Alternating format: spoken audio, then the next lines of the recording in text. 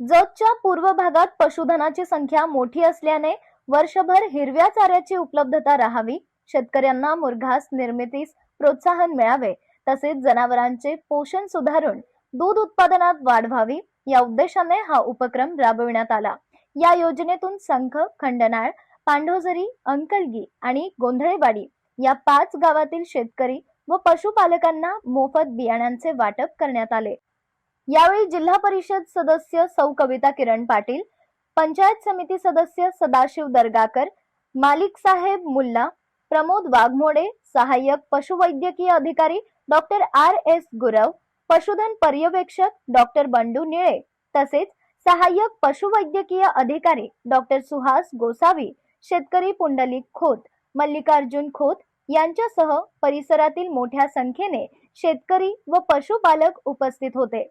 शासनाच्या या योजनेमुळे चारा उत्पादनाला चालना मिळून पशुपालकांना आर्थिक दिलासा मिळणार असल्याचा विश्वास उपस्थितांनी व्यक्त केला।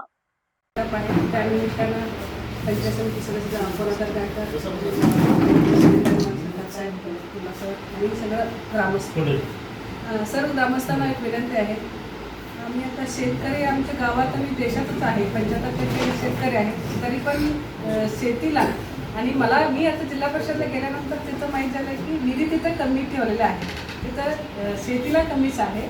कसं उत्पन्न नाही, कसं असते जिल्हा परिषदमध्ये उत्पन्न कसं असते स्वनिधीमध्ये, तसंच ते निधी वाटप करतात आणि त्यासाठी आता इथून शेतीसाठी तर शेतीप्रधान देशच आहे आणि आता पावसाळ्यात तर नाही आणि आता तर चांगलं माहिती दिली सरांनी की आता आमच्याकडं जास्त ह्याच्यासाठी वगैरे चारणी ह्याच्यासाठी फायदा आहे आणि कोण शेतकरी लाभ घेतात आणि ह्यांच्या अंडर बहुतेक 7-8 गाव आहेत, ते सगळ्यांना त्यांनी वाटप करावं लागते। मग मी काय म्हणते, कोणाचे जनावर आहे त्यांनी हे बियाणे घेऊन जावं, बरोबर माझ्या विनंती आहे। आणि अजून इथून सरांना मी विनंती केलेलं आहे, प्रायव्हेट डॉक्टरचे कामं चांगलं सुरू आहे, तुम्ही पण त्याप्रमाणे थोडं शेतकऱ्यांना तुमचे काय काय देता येते सोय देत जावा। त्यांच्याकडे इंजेक्शन असतात जनावरांवर, काय काय आहेत, कुठले तर रोग आले तर त्याच्यावर लसीकरण पण देतात, चांगलं असते। आणि आम्ही प्रायव्हेटचे घेतो ना, त्यांचे काय गॅरंटी नसते, इथं काय नाही, त्यांनी सांगितलं बघा 3 वेळा तुम्ही कट करू शकता असं। मग भरपूर शासनाचे फायदा असतात, फक्त आम्ही फायदा करून घेत नाही। आणि इथून बघा शेती कोण करणार असेल तर सगळं ऑनलाईन आहे, शेतीचे काय फायदा असू दे, ट्रॅक्टर असू दे, कुठलं पण मशीन येणार असेल तर सगळं काय ऑनलाईन असते। तुम्ही ऑनलाईन तिथं भरायचं, मग नंतर तुम्हाला तिथं नंबर वाईज हे काढतात, ते महाडीबीटीवर पोर्टलवर भरल्यानंतर ते लॉटरीसारखं नंबर काढतात, मग त्यांना नंबर लागल्यावर ते देतात, असं सिस्टीम आहे। कुणाचे तुम्ही काय पैसे वगैरे द्यायचं हे भानगडीत पडू नका, काहीच नाही, फक्त तुम्ही ऑनलाईन भरायचं, नंतर त्याचे फायदे घ्यायचे। मग सर्व शेतकऱ्यांना माझी विनंती आहे, त्याचे लाभ घेत जावा।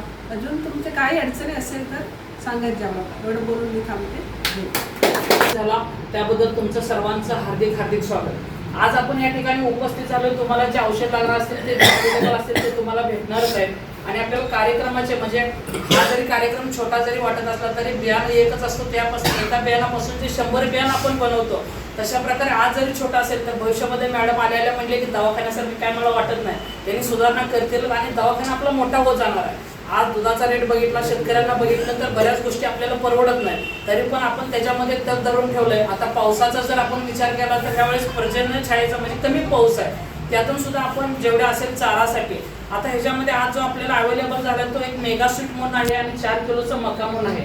मेगा सीट हे तुम्ही ज्यावेळेस शेतामध्ये लागण करत असताना त्याच्यामध्ये तुम्हाला 2 पिशव्यामध्ये 1 एकर लागण होते, म्हणजे जास्त दाट न करता तुम्ही ज्यावेळेस अंतर व्यवस्थित ठेवणार आहे, अंतर व्यवस्थित ठेवल्यामुळे त्याची हाईट जास्त जाणार आहे, त्याच्यामध्ये प्रोटीनचं प्रमाण त्याच्यामध्ये जास्त आहे आणि ग्लुकोजचं सुद्धा प्रमाण जास्त आहे। म्हणजे तुम्हाला जर तो